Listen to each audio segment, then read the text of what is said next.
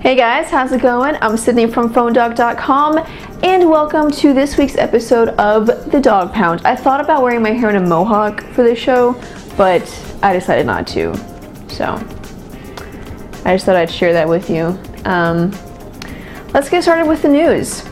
So first of all, we're going to start with some bad news. As most of you probably know, the HTC EVO 4G LTE and the HTC One X have both been banned from the US.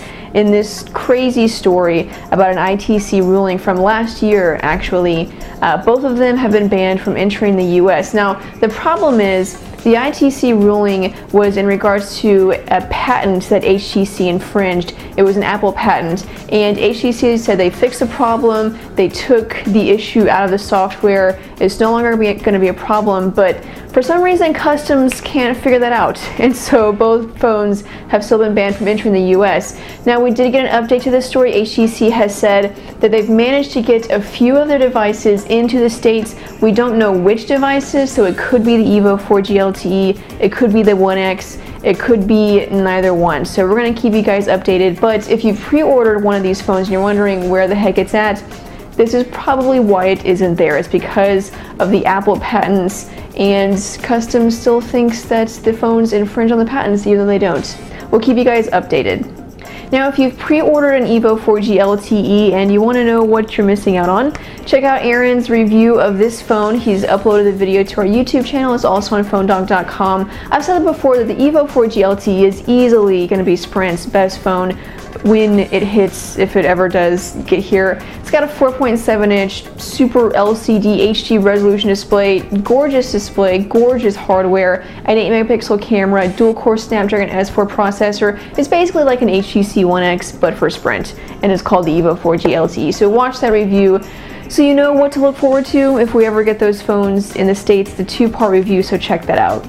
Now, some more bad news. I'm sorry, there is good news coming, but we have to get the bad news out of the way. Verizon unlimited data plans are completely gone. Now, last year they announced their tiered data plans and everyone hated them, but the good news was that if you already had an unlimited data plan, you could keep it, even if you upgraded to a new phone. That will be going away. From now on, once you upgrade to a 4G LTE plan, you have to get a tiered data plan. No more grandfathered data plans. So Verizon customers, I'm sorry, but it's something that a lot of people have been dealing with for a while now, so I guess you learn to live with it. So that's the bad news. Now let's move on to a segment that everybody likes called Where's My Update? So first of all, there's two phones that are already getting the ice cream sandwich update, the HTC Sensation 4G and the HTC Amaze 4G, both on T-Mobile in the States. The downside to the Sensation 4G update is that if you were using its mobile hotspot support without paying for it, you will now have to pay for it. Before, it was due to a software limitation.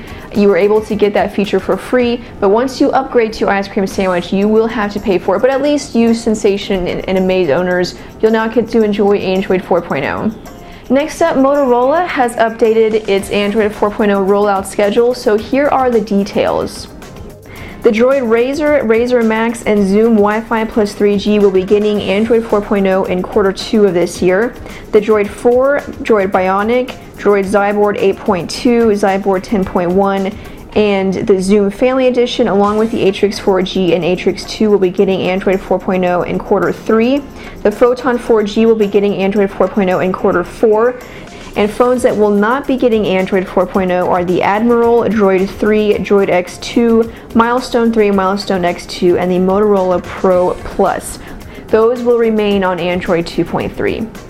And lastly, Samsung has updated its Android 4.0 rollout schedule for T-Mobile. The Galaxy S2, Galaxy S Blaze 4G, Galaxy Tab 7.0 Plus, and the Galaxy Tab 10.1 will all be getting Android 4.0. We don't know when, but we do know that they will at least be getting Android 4.0.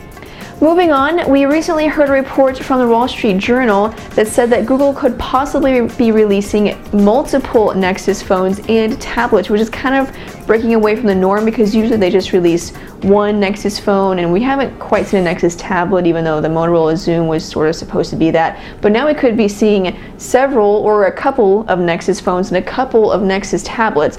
This is supposedly to get rid of the suggestion that Google will be showing Motorola favoritism now that they have acquired the company, and it could possibly help boost Android tablet sales. Maybe if they're Google branded or they ship with stock Android, maybe more people will buy them. I don't know, maybe that's their idea. But it's good news for us because it means more stock Android phones without any bloatware that will get updates more quickly. So hey, it's a win-win. But that's the report from Wall Street Journal. We'll have to see how that one turns out.